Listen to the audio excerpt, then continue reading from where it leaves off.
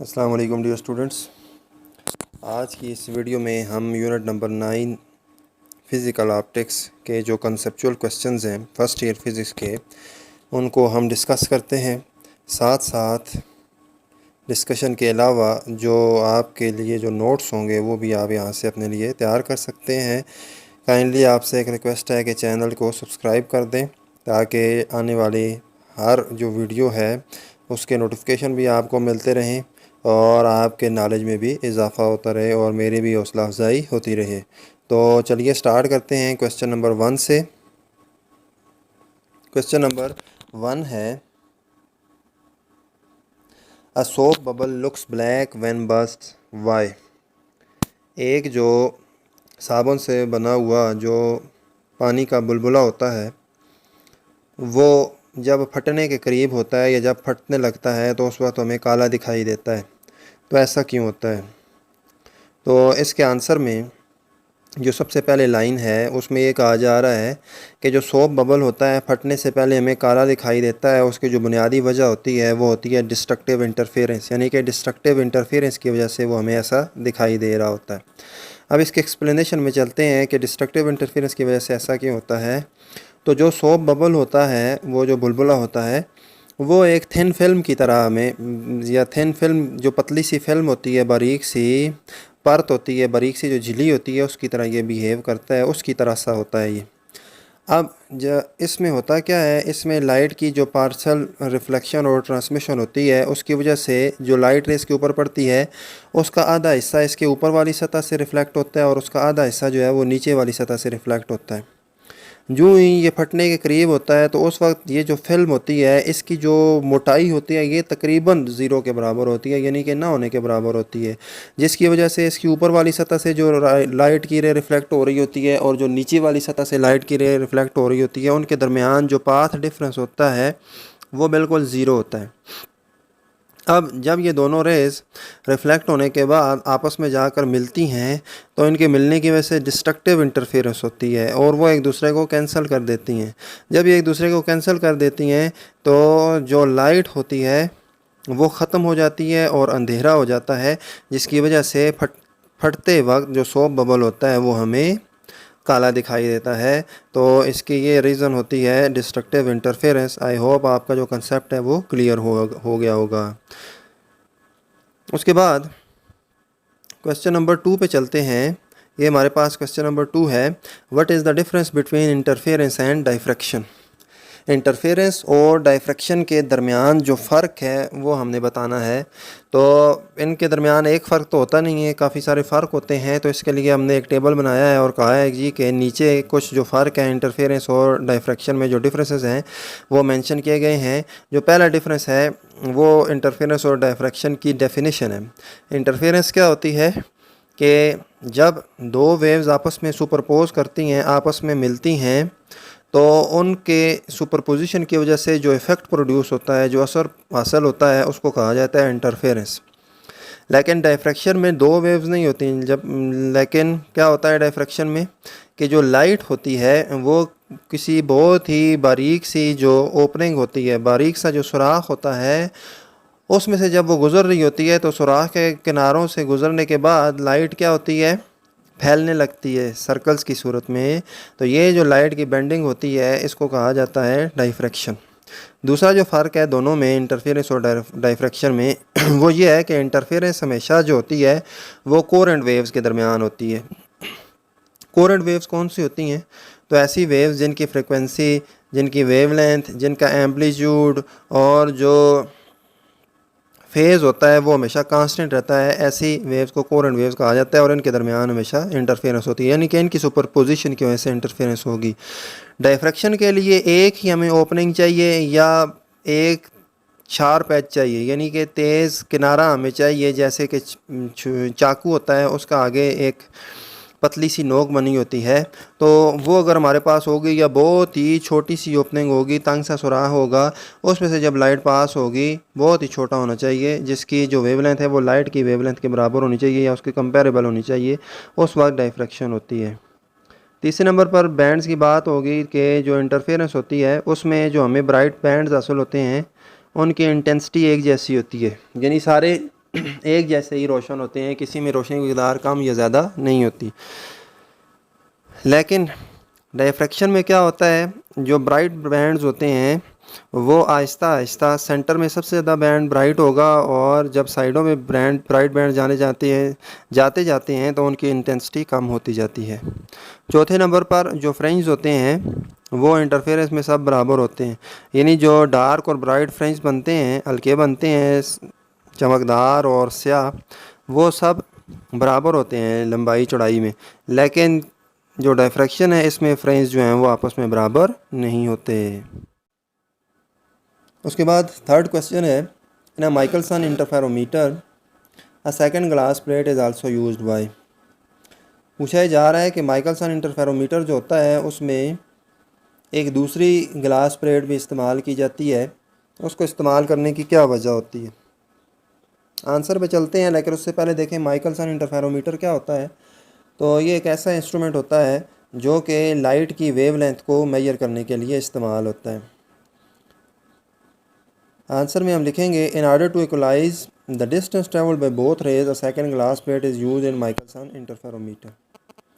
जो दोनों रेज होती हैं लाइट की, वो जो डिस्टेंस कवर करती हैं, दोनों जो डिस्टेंस कवर कर रही होती हैं उस डिस्टेंस को बराबर करने के लिए, यानी एक जो डिस्टेंस कवर कर रही है दूसरा भी उतना ही ऑप्टिकल डिस्टेंस कवर करे, उसके लिए जो दूसरी ग्लास प्लेट होती है उसको इस्तेमाल किया जाता है। तो उसको इस्तेमाल करने का मकसद डिस्टेंस जो होता है, ऑप्टिकल डिस्टेंस दोनों रेज़ का, वो बराबर करना होता है। एक्सप्लेनेशन पे चलते हैं, लेकिन उससे पहले देखें इसकी स्कीमेटिक डायग्राम माइकलसन इंटरफेरोमीटर की। इसमें हमारे पास एक सोर्स है जिसमें से लाइट रे निकल रही है, आगे एक ग्लास प्लेट है, इसके ऊपर जाकर पड़ रही है। इस ग्लास प्लेट के ऊपर लाइट रे पड़ने के बाद इसका एक हिस्सा जो है वो रिफ़्लेक्ट होगा और वो सीधा मिरर M2 की तरफ चला जाएगा, और दूसरा हिस्सा इसमें से पास करेगा और वो किधर चला जाएगा, ग्लास प्लेट B की तरफ चला जाएगा। अब जो रे है उसका पहला हिस्सा जो रे 1 है वो M2 की तरफ जा रही है। M2 क्या है, मिरर है। M1 और M2 दो मिरर यहाँ पर यूज़ हुए हैं लाइट को रिफ़्लेक्ट करने के लिए। तो रे 1 जब मिरर M2 के साथ स्ट्राइक करती है तो वापस आती है, उसी ग्लास प्लेट A में से गुज़रती है, और गुज़रने के बाद ये टेलीस्कोप की तरफ चली जाती है जहाँ पर इसको एग्जामिन किया जाता है। जो रे 2 है वो ग्लास प्लेट A में से गुज़रने के बाद ग्लास प्लेट B में से गुज़रती है, और B में से गुज़रने के बाद वो मिरर M2 के साथ स्ट्राइक करती है, M1 के साथ स्ट्राइक करती है, और M1 से रिफ़्लेक्ट होने के बाद दोबारा ग्लास प्लेट B में से होती हुई ग्लास प्लेट A के साथ स्ट्राइक करती है और जाकर टेलीस्कोप के साथ टकराती है। अब अगर ये हमारे पास ग्लास प्लेट B ना हो तो फिर क्या होगा, तो फिर ये होगा कि जो हमारे पास रे 1 है ये अब 3 दफ़ा जो है वो इस ग्लास प्लेट A में से गुज़रती है। लेकिन जो हमारे पास रे 2 है वो अगर ग्लास प्लेट B को ना रखा जाए तो ऐसी सूरत में वो एक ही दफ़ा ग्लास प्लेट A में से गुज़रेगी, जिसकी वजह से जो रे 1 होगी वो ज़्यादा डिस्टेंस कवर करेगी रे 2 के मुकाबले में। अब दोनों का जो डिस्टेंस है उसको बराबर करने के लिए ग्लास प्लेट B को इंट्रोड्यूस किया जाता है, ताकि जो रे 2 है वो भी ग्लास प्लेट B में से 2 दफ़ा गुज़रने के बाद टोटल 3 दफ़ा ये दोनों ग्लास प्लेट्स में से गुज़रें, और इनका जो ऑप्टिकल डिस्टेंस हो वो बराबर हो, और एक ही टाइम पे जाकर टेलीस्कोप के साथ टकराएं, ताकि जो लाइट की वेवलेंथ है वो ठीक तौर पर मेजर की जा सके। तो इसलिए जो सेकंड ग्लास प्लेट है उसको एक कंपनसेटर प्लेट या कंपनसेटरी प्लेट के तौर पर यूज़ किया जाता है। यहाँ पर इस हिस्से में इस क्वेश्चन नंबर 3 का जो बाकी पोर्शन है वो यहाँ से आप इसको देख सकते हैं, वीडियो को पॉज करके। ये नीचे यहाँ पर आंसर इसका बकाया दिया गया है। आगे हम चलते हैं क्वेश्चन नंबर 4 पर। क्वेश्चन नंबर 4 क्या है? क्वेश्चन नंबर 4 है, how can you explain Brewster's law of polarisation. जो ब्रूस्टर्स लॉ ऑफ पोलराइजेशन है उसको आप कैसे एक्सप्लेन करेंगे। तो पहले इसकी स्टेटमेंट दी गई है ब्रूस्टर्स लॉ ऑफ पोलराइजेशन की, कि जब अनपोलराइज्ड लाइट जो है वो उसको इंसिडेंट किया जाता है एक एंगल पर जिसको ब्रूस्टर एंगल कहा जाता है, तो जो लाइट होती है वो ग्लास की सरफेस से पूरी की पूरी यानी कि परफेक्टली पोलराइज हो जाती है। तो ये जो हमारे पास एंगल होता है जिस पर लाइट पूरी की पूरी पोलराइज हो जाती है, इसको एंगल ऑफ पोलराइजेशन कहा जाता है। या इसकी दूसरी स्टेटमेंट है कि जो पोलराइजिंग एंगल है उसका जो टेंजेंट होता है वो इक्वल होता है दो जो रिफ्रैक्टिव इंडिसेस होते हैं दोनों मीडिया के, उनकी रेशो के बराबर। यानी कि टेंजेंट आई पी इक्वल होगा n1 divided by n2। n1 पहले मीडियम की जो रिफ्रैक्टिव इंडेक्स है और दूसरा जो n2 है वो दूसरे मीडियम का रिफ्रैक्टिव इंडेक्स है। एक्सप्लेनेशन पे चलते हैं, यहाँ से आप इसको ठीक तौर पर समझेंगे। कंसीडर करें कि हमारे पास एक अनपोलराइज्ड लाइट रे आ रही है जो कि दोनों मीडियम की बाउंड्री के साथ स्ट्राइक कर रही है। फिगर को देखें। अब ये जो लाइट है ये रिफ़्लेक्ट होगी, लेकिन जब ये रिफ़्लेक्ट होगी तो आम एंगल पर ये पार्शली पोलराइज होगी, सही तौर पर पोलराइज नहीं होगी। लेकिन आहिस्ता आहिस्ता अगर हम इसके एंगल ऑफ इंसिडेंस को चेंज करते रहें, इंसिडेंट रे के एंगल ऑफ इंसिडेंस को हम चेंज करते रहें, तो एक वक्त ऐसा आएगा कि ख़ास एंगल पर जो लाइट रिफ़्लेक्ट हो रही होगी मीडियम की बाउंड्री से वो परफेक्टली पोलराइज होगी। अब ये जो एंगल होता है जिस पर लाइट परफेक्टली पोलराइज होती है इसको ब्रूस्टर एंगल या एंगल ऑफ पोलराइजेशन कहा जाता है। अब दो मीडियम हैं, एक जो है वो बाउंड्री से ऊपर की तरफ है, एक सेंट्रल लाइन से नीचे की तरफ है।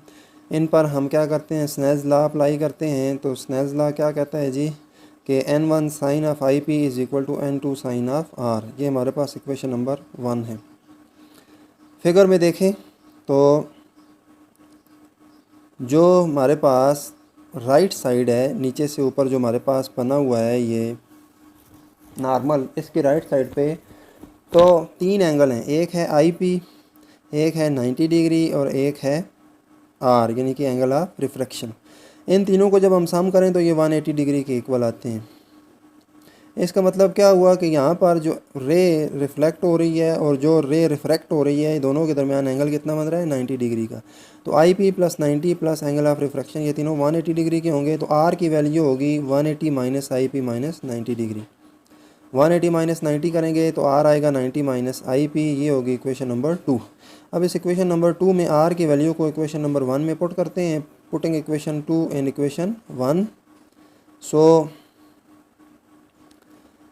इक्वेशन 1 क्या कहेगी, n1 sine of I P is equal to n2 sine R की जगह 90 माइनस आई पी कर दिया।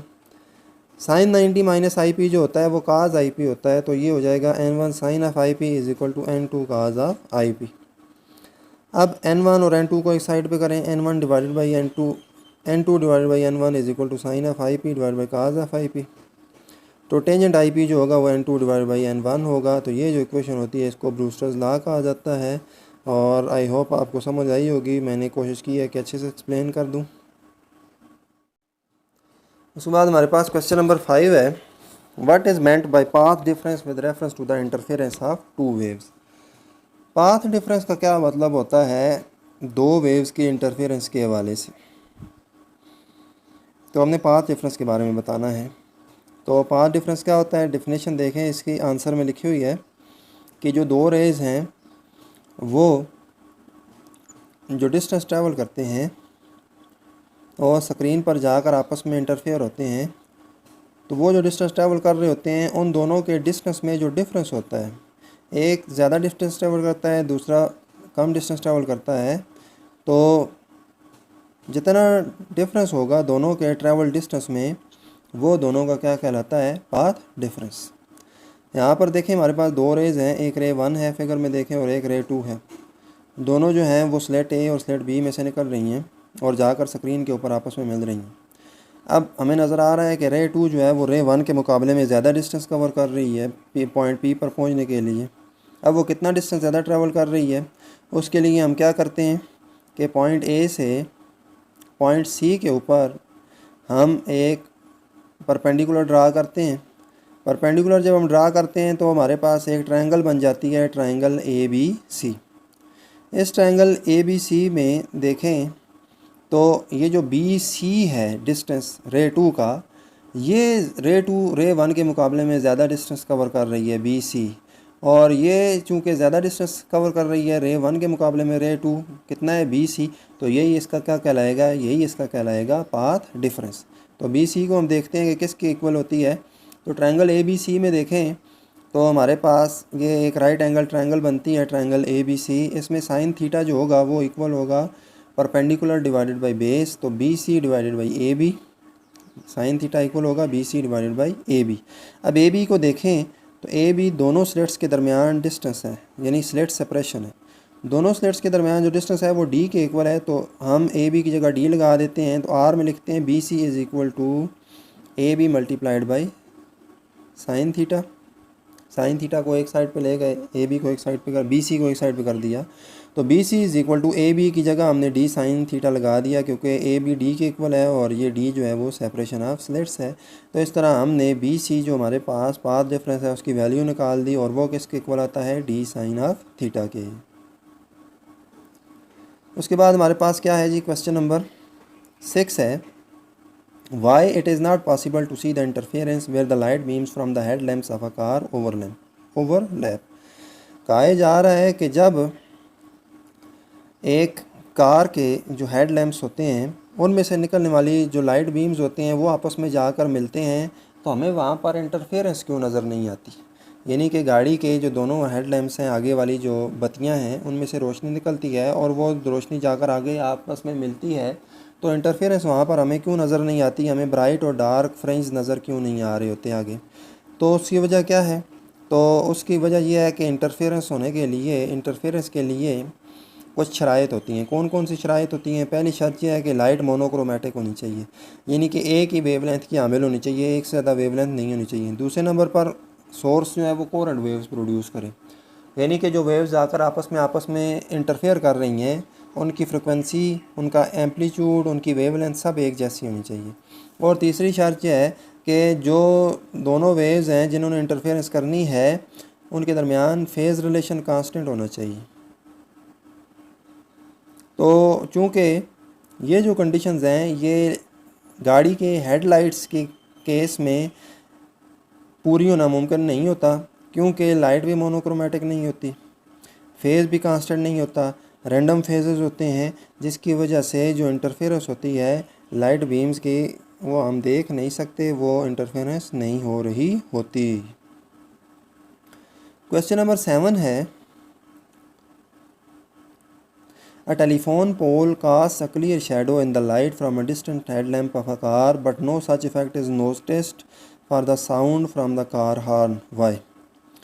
पूछा जा रहा है कि जब एक टेलीफोन पोल के ऊपर लाइट जाकर पड़ती है, एक कार की हेडलाइट से निकलने वाली लाइट जो है वो एक पोल के ऊपर पड़ती है टेलीफोन के, तो एक साया बन जाता है आगे।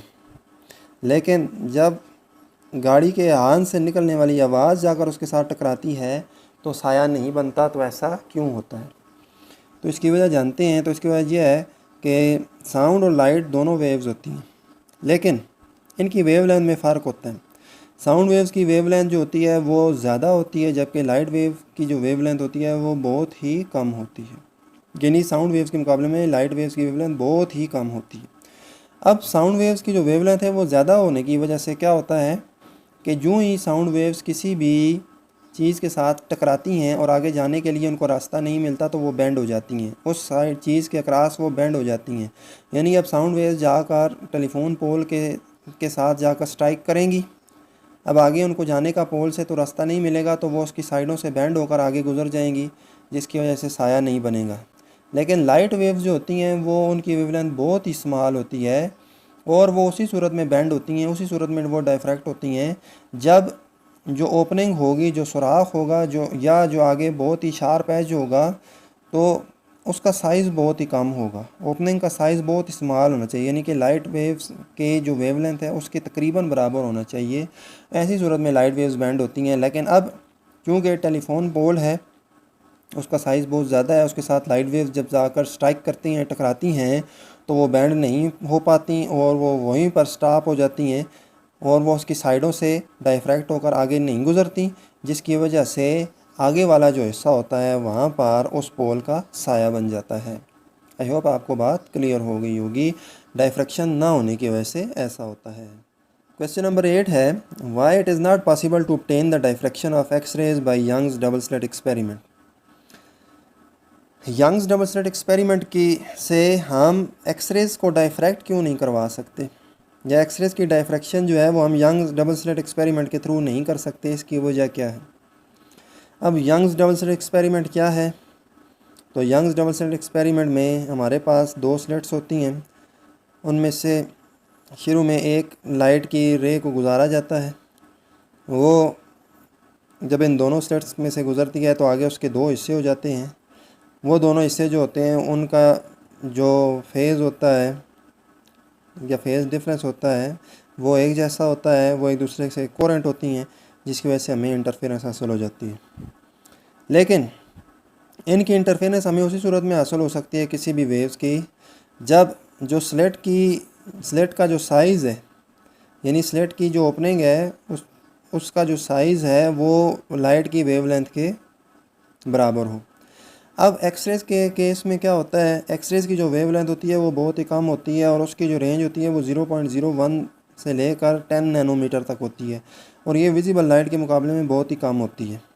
अब चूँकि यंग्स डबल स्लिट एक्सपेरिमेंट में हम इतनी छोटी स्लेट बना नहीं सकते जिसका साइज़ जो है वो 0.01 से लेकर 10 नैनोमीटर तक हो, जिसकी वजह से एक्सरेज जब बड़ी स्लेट में से गुजरेंगी, जो आम हमारे पास यंग डबल स्लिट एक्सपेरिमेंट में हम स्लेट यूज़ करेंगे, उसमें से जब एक्सरेज गुजरेंगी तो अब चूँकि एक्सरेज की वेवलेंथ कम है और स्लेट का साइज़ ज़्यादा है तो वो एक्सरेज आसानी से गुजर जाएंगी, वो बेंड नहीं होंगी, और उससे कम हम स्लेट्स का साइज़ बना नहीं सकते क्योंकि एक्सरेज की वेवलेंथ बहुत छोटी होती है और उनको डायफ्रैक्ट करने के लिए स्लेट का साइज़ भी बहुत ही छोटा होना चाहिए।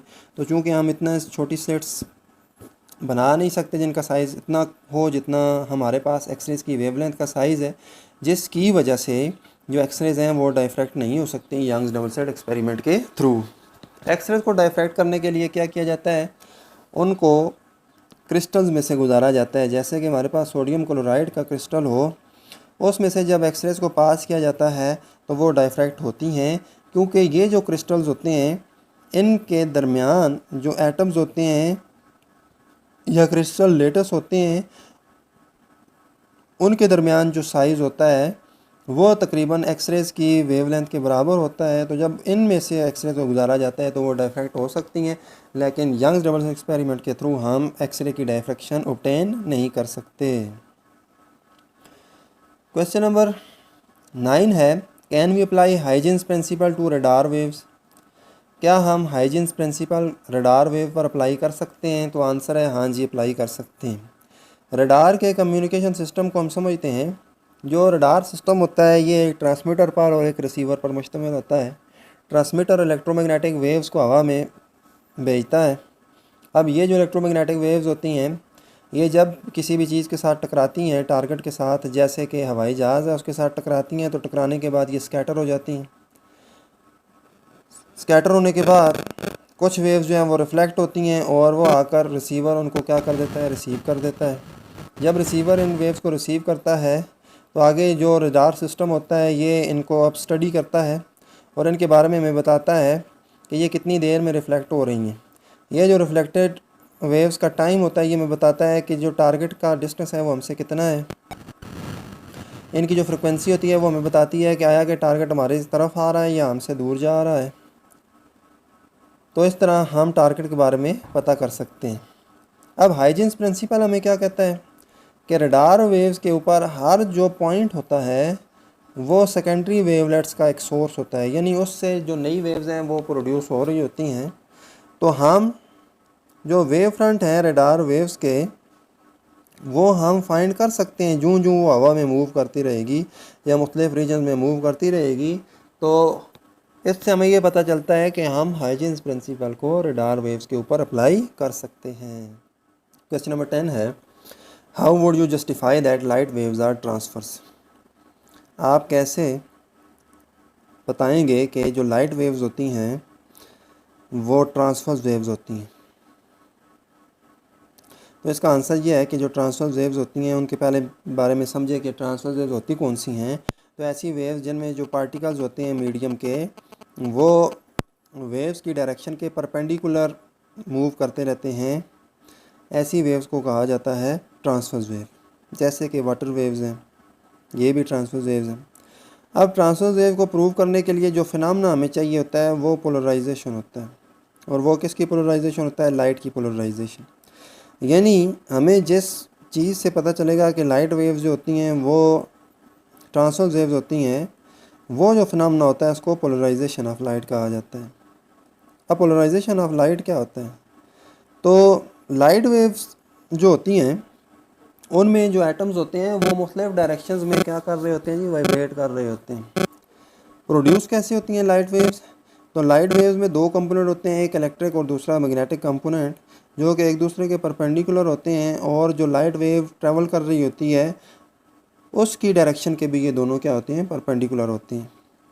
जो अनपोलराइज लाइट होती है उसको जब पोलराइड के ऊपर डाला जाता है, पोलराइड ऐसा मटेरियल जो कि लाइट को पोलराइज करेगा, उसको उसके ऊपर जब डाला जाता है अनपोलराइज लाइट को, तो जो ट्रांसमिटेड लाइट होती है वो प्लेन पोलराइज्ड होती है। यानी जो लाइट के मुख्तलिफ प्लेन ऑफ वाइब्रेशन होते हैं उन सब को पोलराइड ख़त्म कर देता है, और एक ही प्लेन ऑफ वाइब्रेशन में जो लाइट जो एटम्स होते हैं वो वाइब्रेट कर रहे होते हैं उनको आगे जाने की इजाज़त होती है। अब लाइट क्या बन जाती है? पोलराइज बन जाती है। The confinement of light into single plane of vibration is called polarisation of light. यानी कि लाइट को एक ही प्लेन ऑफ वाइब्रेशन तक महदूद कर देना, इसको लाइट की पोलराइजेशन कहा जाता है। अब अगर हम दूसरे पोलराइड शीट को आगे इसके सामने लाएं और दोनों जो पोलराइड इस्तेमाल कर रहे हैं वो दोनों एक दूसरे के पैरेलल हों, तो दूसरे में से भी लाइट गुजर जाएगी। लेकिन आहिस्ता आहिस्ता अगर हम दूसरे पोलराइड की शीट को रोटेट करते रहें तो लाइट उसमें से जो गुजरने की मकदार होगी वो कम होती जाएगी, और एक वक्त ऐसा आएगा जब ये दोनों एक दूसरे के परपेंडिकुलर होंगे तो लाइट इसमें से बिल्कुल भी पास नहीं करेगी। अब इसका मतलब क्या है कि हमने लाइट जो एक ही प्लेन में वाइब्रेट कर रही थी उसको दूसरे जो शीट है उसने उसको क्या कर दिया? ब्लॉक कर दिया। तो ट्रांसफ़र वेव का हमें पता चलता है लाइट की पोलराइजेशन से।